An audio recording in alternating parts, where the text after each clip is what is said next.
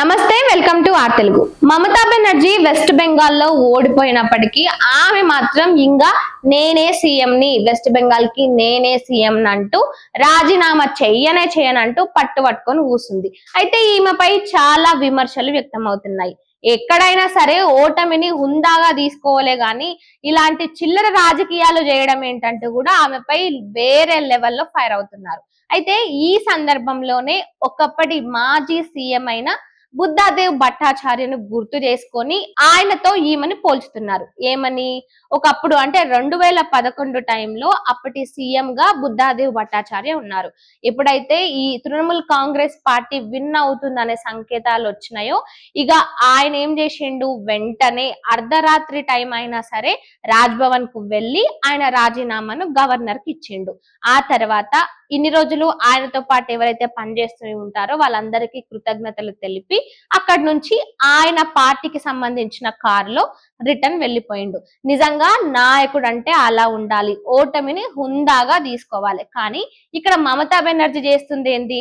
ప్రజలు ఇంత క్లియర్ గా ఆమెకు ఇంత వ్యతిరేకంగా ఓట్లు వేసినప్పటికీ, ఆమెను ఇంత ఘోరంగా ఓడించినప్పటికీ ఆమె మాత్రం ఇంకా లేదు, ఇది మోరల్ గెలుపు, ఇది నా గెలుపే, అసలు ప్రజలు నా వైపే ఉన్నారు, ఇదంతా కానే కాదు, నేను సీఎం పదవికి రాజీనామా చెయ్యనంటూ పట్టుబట్టుకొని కూసుంది.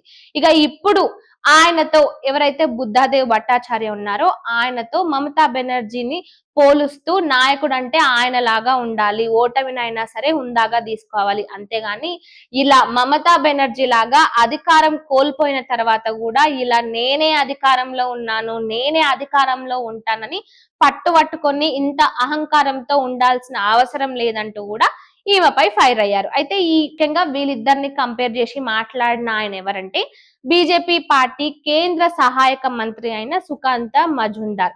ఈయన వీళ్ళిద్దరిని పోలుస్తూ మమతా బెనర్జీపై విమర్శలు గుప్పించారు. అయితే ఇక ఇవన్నీ పక్కన పెడితే ఇటు బెంగాల్ ప్రజలు కూడా ఎప్పుడైతే ఈ ఎలక్షన్లు కంప్లీట్ అయ్యి బీజేపీ పార్టీ గెలిచిందో ఇక అప్పుడు వాళ్ళు చేసుకున్న సంబరాలు చూస్తుంటే అరే ఇక్కడ ఎలక్షన్లు పూర్తయిన తర్వాత చేసుకుంటున్న సంబరాల్లాగా అనుకోవాలా, లేదంటే బెంగాల్ వాళ్లకు స్వాతంత్రం వచ్చినందుకు సంబరాలు చేసుకుంటున్నారా అని అనుకోవాలా అన్నట్టు ఒక క్వశ్చన్ మార్క్ అయితే అందరిలోనూ కలిగింది. ఎందుకంటే వాళ్ళు చేసుకున్న సంబరాలు అంతా ఇంత కాదు, నిజంగానే వాళ్ళకు ఫ్రీడమ్ వస్తే వాళ్ళు ఎంత సంతోషపడి సంబరాలు చేసుకుంటారో అట్లా సంబరాలు చేసుకున్నారు.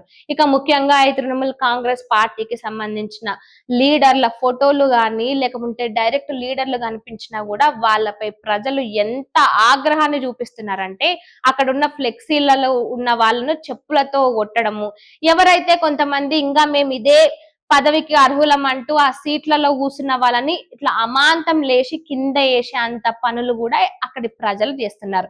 సో దీంతో మనం ఏమర్థం చేసుకోవాలంటే బెంగాల్లో టిఎంసి అధికారంలో ఉన్నప్పుడు ఎంతగానం దారుణాలు, ముఖ్యంగా ఇటు ప్రజాస్వామ్యం అనేది ఎంత దెబ్బతిన్నదో క్లియర్ గా అర్థమవుతుంది. ఇక ఒక సీఎం గా ఉన్న ఆమె ఇప్పుడు ఆ సీఎం పదవి నుంచి తప్పుకోకుండా నేనే ఇంకా సీఎంని, నాకే అన్ని తెలుసు, నేనే అర్హురాలిని అంటూ కూడా ఇన్ని కథలు పడుతుంది. సో మరి దీనిపై మీరేమంటారు? కామెంట్ రూపంలో చెప్పండి.